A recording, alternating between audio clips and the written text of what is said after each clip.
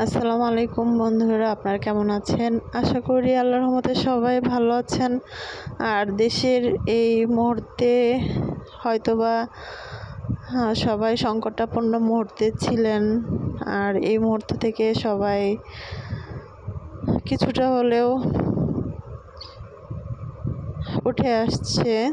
যাই হোক, আমি আজকে সবাই যেহেতু গণভবনে গিয়েছিল দেখার জন্য, আর আমিও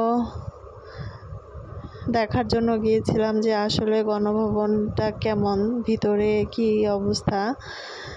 এই যে দেখতেই পাচ্ছেন এমন অবস্থা, মানে ভিতরে চেনাই যাচ্ছে না যে এখানে কি আছে বা কি ছিল, মানে এরকম অবস্থা, বিধ্বস্ত অবস্থা। আমার মনে হয় না যে এরকম অবস্থাটা করা ঠিক হয়েছে, কারণ যেহেতু এটা আমাদের দেশের রাষ্ট্রীয় সম্পদ, এটা শেখ হাসিনা বা কোনো রাষ্ট্রপ্রধানের নিজস্ব সম্পত্তি না, এটা আমাদের জনগণের সম্পদ। এই জনগণের সম্পদ রক্ষা করাটা আমাদের উচিত ছিল। যাই হোক, মানুষ তো মানুষই, এগুলো আমাদের ছাত্রছাত্রীরা করেনি সেটা বিষয়ে নিশ্চিত, কারণ তারা কখনো এই সমস্ত কার্যকলাপ করবে না। তারা শুধু গিয়েছিল গণভবন দখল করার জন্য, তারা লুটপাট করার জন্য যায়নি। এগুলো যারা লুটপাট করেছে তারা হচ্ছে আমাদের দেশের কিছু চোর সম্প্রদায়। আপনারা হয়তো ভাবছেন আমি তাহলে গিয়েছি কেন ওখানে। আমি কৌতূহলবশত গিয়েছিলাম যাতে আপনাদের দেখাতে পারি যে ভিতরে আসলে কি হয়েছে বা কি হয়েছিল এখানে, সেটা দেখানোর জন্য। এখানে দেখতে পাচ্ছেন আমি যেহেতু সন্ধ্যার দিকে গিয়েছিলাম, এর জন্য আপনাদেরকে তেমন ভালোভাবে দেখাতে পাচ্ছি না। যাই হোক, সবাই হয়তো টিভিতে বা বিভিন্ন ইউটিউব চ্যানেলে ইতিমধ্যে দেখে ফেলেছেন যে মানুষজন কিভাবে গণভবনের জিনিসপত্র লুটপাট করে নিয়ে গিয়েছে। আর এখানে দেখতেই পাচ্ছেন কিভাবে মানুষজন জিনিসপত্রগুলো লুটপাট করে নিয়ে যাচ্ছে। মানে এইগুলো দেখলে মনে হয় যে আমাদের দেশের কত কত ক্ষতি হয়ে যাচ্ছে, আমাদের দেশের সম্পদ চুরি হয়ে যাচ্ছে। আর এগুলো কিন্তু আমাদের টাকায় কেনা, আমাদের বাংলাদেশের জনগণের টাকায় কেনা, যেগুলো হচ্ছে চুরি হয়ে যাচ্ছে। এগুলো হয়তো আমাদের দেশ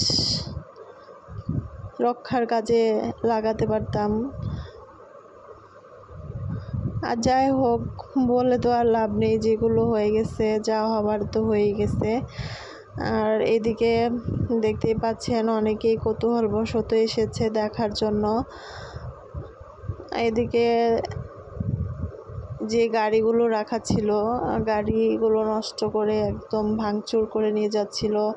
সোফা থেকে শুরু করে যা ছিল, মানে পুরা রুমের ভিতরে যা যা ছিল সব লুটপাট করে নিয়ে গেছে। কিচ্ছু নেই, গণভবনের চেনার মতো কোনো অবস্থা নেই। আর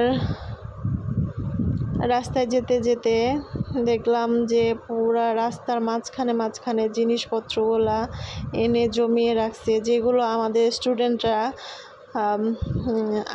আটকে রাখছে যাতে নিয়ে যেতে না পারে, চুরি করে নিয়ে যেতে না পারে। এই বিষয়টা দেখে আমার খুবই ভালো লাগলো, কারণ হচ্ছে আমাদের স্টুডেন্টরা শুধু দেশ রক্ষার কাজে না, দেশের রাষ্ট্রীয় সম্পদ রক্ষার কাজেও তারা নিয়োজিত আছে। এই দেখতেই পাচ্ছেন সবাই হচ্ছে গাড়িগুলো আটকে সরকারের জানমাল রক্ষা করছে। এইদিকে দেখতে পাচ্ছেন যে জিনিসপত্রগুলো চুরি করে নিয়ে যাচ্ছিল, আর আমাদের স্টুডেন্টরা তা নিতে দেয়নি, আটকিয়ে রাখছে। যাই হোক, কেউ বলবেন না যে আমাদের ছাত্রছাত্রী ভাইয়েরা দেশ রক্ষা করতে গিয়ে দেশের জানমালও ক্ষতি করে ফেলেছে, এটা বলবেন না, কারণ তারা দেশের জানমাল রক্ষার জন্য জান প্রাণ দিয়ে যাচ্ছে। আর এটা হবারই ছিল,